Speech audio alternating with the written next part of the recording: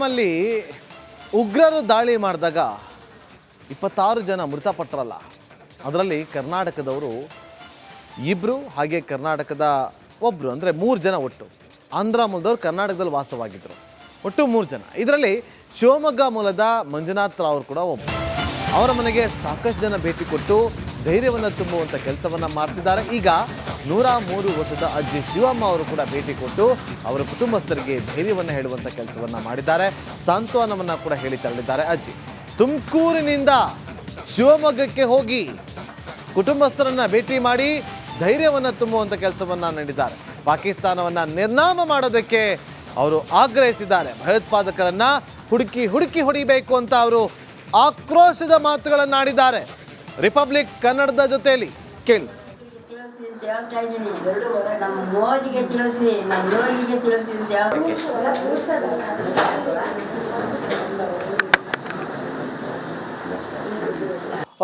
ಕಾಶ್ಮೀರದಲ್ಲಿ ಉಗ್ರರ ಅಟ್ಟಹಾಸದಲ್ಲಿ ಶಿವಮೊಗ್ಗ ಮೂಲದ ಮಂಜುನಾಥ್ ಅವರು ಮೃತರಾಗಿದ್ದರು. ಇವತ್ತು ಅವರ ಮನೆಗೆ ತುಮಕೂರಿನಿಂದ ಅಜ್ಜಿಯೊಬ್ಬರು ಬಂದಿದ್ದಾರೆ. ಅಜ್ಜಿಯವರು ಬಂದು ಮೃತರ ಮಂಜುನಾಥ್ ಅವರ ಕುಟುಂಬಸ್ಥರಿಗೆ ಸಾಂತ್ವನವನ್ನು ಹೇಳಿರುವಂಥದ್ದು. 100 ವರ್ಷ ದಾಟಿದೆ ಅನ್ನುವಂಥ ಮಾತನ್ನು ಅಜ್ಜಿ ಹೇಳ್ತಾರೆ. ಅವರ ಬಳಿ ನಾನು ಕೇಳ್ತೇನೆ. ಅಮ್ಮ ನಮಸ್ತೆ, ಇವತ್ತು ಬಂದಿದ್ದೀರಲ್ಲ, ಏನು ಅನ್ಸುತ್ತಮ್ಮ ನಿಮಗೆ? ಏನು ಅನ್ಸುತ್ತಪ್ಪ, ನೋಡಿ ಸಂತೋಷ ಪಡಿಸ್ಬೇಕು ಅಂತ ಬಂದು, ಖುಷಿ ಪಡಿಸ್ಬೇಕು ಅವ್ರನ್ನ ಅಂತ ಬಂದು. ಈ ಥರ ಎಲ್ಲ ಹೇಳಿ ಅವ್ರನ್ನ ಖುಷಿ ಪಡಿಸಿ ಸಮಾಧಾನ ಮಾಡಿ ಹೋಗ್ಬೇಕು, ನಮ್ಮ ದೇಶಕ್ಕೆ ಒಳ್ಳೇದಾಗಬೇಕು ಅಂತ ಹೇಳಕ್ಕೆ ಬಂದೆ ಕಣ್ರಪ್ಪ. ನೋವಲ್ಲಿದ್ದಾರೆ, ಅದಕ್ಕೆ ಸಾಂತ್ವನ ಹೇಳಿದಾರಲ್ಲ, ಅದಕ್ಕೋಸ್ಕರ ಬಂದದ್ದು. ಹುಡುಕಿ ಬಂದಿದ್ದೀವಿ. 3 ಆಟ ಕೇಳ್ದು, ನಮಗೆ ಗೊತ್ತಿಲ್ಲ ಅಂದರು. ಮಾದೇಶ್ವರ ಹುಡುಕಿ ಬಂದ್ವಲ್ಲಪ್ಪಯ್ಯ. ಬಂದ್ರಮ್ಮ? ನಾವು ಚೆಪ್ಟೋರು. ಏಂಜಲ್ ಪಾಪ ಅವ್ರನ್ನ ಈ ರೀತಿಯಲ್ಲಿ ಕೊಂದ್ರಲ್ಲ, ಏನು ಹೇಳ್ತೀರಿ ಅಂತೇಳಿ ಇದು ಹೇಳ್ಬೇಕು ಅಂತ ಬಂದು, ಹೇಳ್ಬೇಕು ಅಂತಲೇ ನನ್ನ ಮಗನ ಕರ್ಕೊಂಬಂದು ಎಲ್ಲ ಹೇಳಿ ಅವ್ರಿಗೆ ಸಮಾಧಾನ ಮಾಡಿ, ನಮ್ಮ ದೇಶದ ನುಗ್ಗಿ ಸೈನಿಕರಿಗೆ ಹೇಳಿ ಅವರು ನಿರ್ಮಾಣ ಮಾಡಬೇಕು ಅಂತ ಬಂದಿದ್ದೀನಿ. ಮಾಡಿಸ್ಬೇಕು, ನಮ್ಮ ದೇಶಕ್ಕೆ ಕಳಿಸ್ರಿ ಮಾಡ್ಬೇಕಂಡ್ರಪ್ಪ. ಇವತ್ತು ಹಿಂಗೆ ಮಾಡ್ಯಾರೆ, ನಾಳೆಗೆ ಹೆಣ್ಮಕ್ಳ ಮೇಲೆ ಹತ್ತು ಥರ ಮಾಡ್ತಾರೆ, ಬಲುಡಿ ಮಾಡ್ತಾರೆ. ನೋಡಿರಿ, ಆ ಥರ ಅವಕಾಶ ಮಾಡಿಕೊಡ್ದು ನಮ್ಮ ದೇಶದಾಗೆ ನಗುನಗ್ತಾ ಇರಬೇಕು, ಸಂತೋಷವಾಗಿರಬೇಕು ನಮ್ಮ ದೇಶ. ಆ ಥರ ಹೇಳಿದ್ದೀನಿ. ನೋಡಿರಿ, ನಾವು 103 ವರ್ಷದ ಅಜ್ಜಿ ಬಂದಿದ್ದೀನಿ ಹೇಳೋಕ್ಕೆ. ಒಳ್ಳೇದಾಗಲಿ ಸರೂರಿಗೆ, ಎಲ್ಲರಿಗೂ ಒಳ್ಳೇದಾಗ್ಲಪ್ಪ. ಅಂದರೆ ಈ ಥರ ಮಾಡಿದವರಿಗೆ ಕ್ರಮ ಕೈಗೊಳ್ಬೇಕು, ಅವ್ರಿಗೆ ಶಿಕ್ಷೆ ಆಗಬೇಕು ಅಂತ. ಶಿಕ್ಷೆ ಆಗಬೇಕು, ಅವ್ರಿಗೂ ಆಗ್ಬೇಕು. ಯಾರು ಅವರಿಗೆ ಇದು ಮಾಡ್ಯವ್ರೆ ನೋಡ್ರಿ, ಯಾರು ಅವರಿಗೆ ಬಲ ಕೊಟ್ಟವ್ರೆ ಮಾಡಬೇಕು ಅಂತವ ಅವ್ರನ್ನ ಬಿಡ್ಕೊಡ್ದು. ಅವ್ರಿಗೆ ಸಪೋರ್ಟ್ ಕೊಟ್ಟವ್ರಿಗೆ ಬಿಡ್ಕೊಡ್ಕೊಂಡ್ರಪ್ಪ, ಬಿಡ್ಕೊಡ್ದು. ಇವತ್ತು ನಮ್ಮ ದೇಶದಾಗ ನಗುತ್ತಾ ಇರಬೇಕು. ನಮ್ಮ ದೇಶ ಅನ್ನ ತಿಂದು ನಮ್ಮ ದೇಶಕ್ಕೆ ಬಗಿತಾ ಇದ್ದಾರೆ. ನಮ್ಮ ದೇಶಕ್ಕೆ ಅವ್ರನ್ನ ಕುಡ್ದು ನಮ್ಮ ದೇಶದ ಅನ್ನ ಅವ್ರಿಗೆ ಕೊಡ್ಕೊಡ್ದು. ನಮ್ಮ ದೇಶಕ್ಕೆ ಬರ್ದಂಗೆ ಮಾಡಬೇಕು. ಅನುಮಾನ ಕಂಡ್ರೆ ಒಡೆದು ಬಿಸಾಕ್ಬೇಕು, ಅಷ್ಟು ಕಂಡ್ರಪ್ಪ. ಸೈನಿಕರಿಗೆ ಬಲ ಕೊಡಬೇಕು ಅಂತಿದ್ರಿ? ಅವ್ರಿಗೆ ಬಲ ಕೊಡಬೇಕು. ನಮ್ಮ ಮೋದಿಗೆ ತಿಳಿಸ್ರಿ, ನಮ್ಮ ಯೋಗಿಗೆ ತಿಳಿಸ್ರಿ, ಈ ಥರ ಬಲ ಕೊಡ್ರಿ, ಒಳ್ಳೊಳ್ಳೆ ಆಯುಧ ಕೊಡ್ರಿ. ಸರ್ವನಾಶ ಮಾಡಬೇಕು, ಬೇರೆ ಮುಂದಾಕಿ ಹಾಕ್ಬಿಡ್ಬೇಕು, ಅವ್ರನ್ನ ಬಿಡ್ಕೊಡ್ದು ಕಂಡ್ರಪ್ಪ. ಈ ರೀತಿ ಮಾಡೋರನ್ನ ನೀವು ಸರ್ವನಾಶ ಮಾಡಿ ಅಂತ ಹೇಳ್ತೀವಿ. ಬಿಡ್ಕೊಡ್ದು, ಅವ್ರು ಇದ್ದಷ್ಟು ಕೇಳು ಹೋಗೇ ಬಿಡಬೇಕು. ನಮ್ಮ ದೇಶ ಚೆನ್ನಾಗಿರಬೇಕು, ದೇಶ ಚೆನ್ನಾಗಿರ್ಬೇಕು ಕಣ್ರಪ್ಪ, ನಗುತ್ತಾ ಇರಬೇಕು. ಇದಿಷ್ಟು 103 ವರ್ಷದ ಅಜ್ಜಿಯ ಆಕ್ರೋಶ. ಏನು ಈ ಥರದ ಘಟನೆಯನ್ನು ಮಾಡಿದ್ದಾರೆ, ಘಟನೆಗೆ ಕಾರಣ ಆಗಿದ್ದಾರೆ.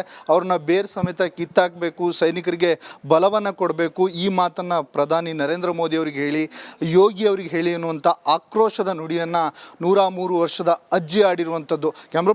ಪಹಲ್ಗಾಮಲ್ಲಿ ಉಗ್ರರು ದಾಳಿ ಮಾಡಿದಾಗ 26 ಜನ ಮೃತಪಟ್ಟರಲ್ಲ.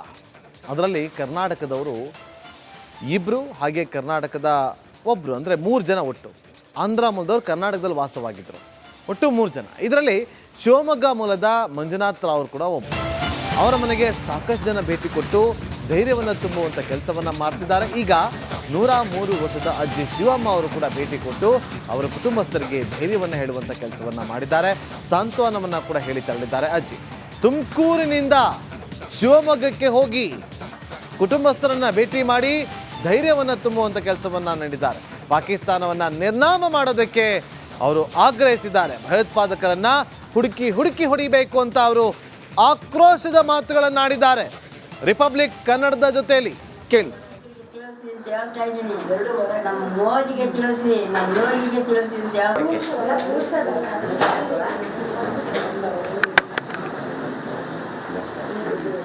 ಎಸ್, ಕಾಶ್ಮೀರದಲ್ಲಿ ಉಗ್ರರ ಅಟ್ಟಹಾಸದಲ್ಲಿ ಶಿವಮೊಗ್ಗ ಮೂಲದ ಮಂಜುನಾಥ್ ಅವರು ಮೃತರಾಗಿದ್ದರು. ಇವತ್ತು ಅವರ ಮನೆಗೆ ತುಮಕೂರಿನಿಂದ ಅಜ್ಜಿಯೊಬ್ಬರು ಬಂದಿದ್ದಾರೆ. ಅಜ್ಜಿಯವರು ಬಂದು ಮೃತರ ಮಂಜುನಾಥ್ ಅವರ ಕುಟುಂಬಸ್ಥರಿಗೆ ಸಾಂತ್ವನವನ್ನು ಹೇಳಿರುವಂಥದ್ದು.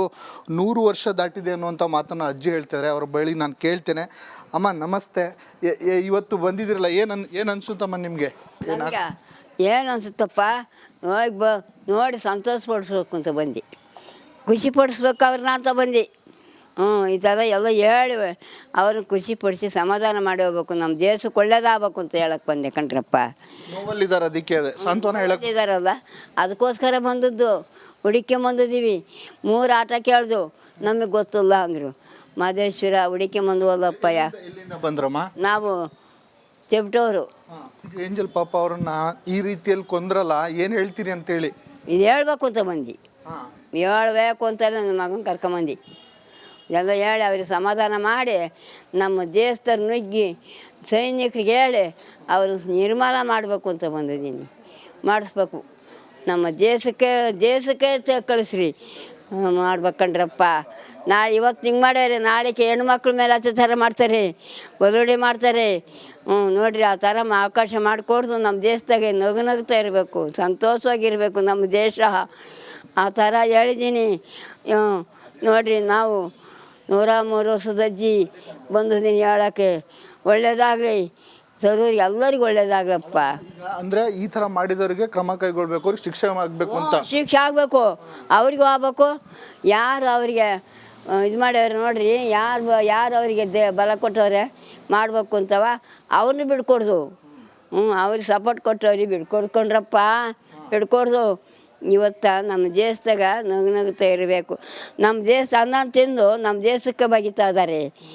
ನಮ್ಮ ದೇಶಕ್ಕೆ ಅವ್ರನ್ನ ಕುಡ್ದು ನಮ್ಮ ದೇಶದ ಅನ್ನ ಅವ್ರಿಗೆ ಕೊಡ್ಕೊಡ್ದು.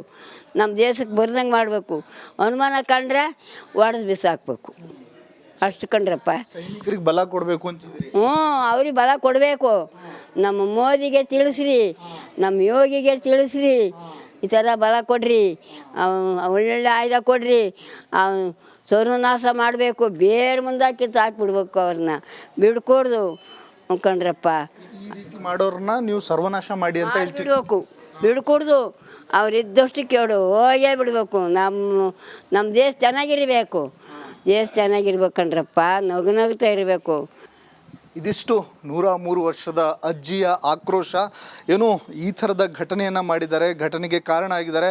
ಅವ್ರನ್ನ ಬೇರ್ ಸಮೇತ ಕಿತ್ತಾಕಬೇಕು, ಸೈನಿಕರಿಗೆ ಬಲವನ್ನು ಕೊಡಬೇಕು, ಈ ಮಾತನ್ನು ಪ್ರಧಾನಿ ನರೇಂದ್ರ ಮೋದಿ ಅವರಿಗೆ ಹೇಳಿ, ಯೋಗಿ ಅವರಿಗೆ ಹೇಳಿ ಅನ್ನುವಂಥ ಆಕ್ರೋಶದ ನುಡಿಯನ್ನು 103 ವರ್ಷದ ಅಜ್ಜಿ ಆಡಿರುವಂಥದ್ದು. ಕ್ಯಾಮ್ರಾ ಪರ್ಸನ್ ಚಿರಾಗ್ ಜೊತೆ ಭೀಮಾ ನಾಯಕ್, ರಿಪಬ್ಲಿಕ್ ಕನ್ನಡ.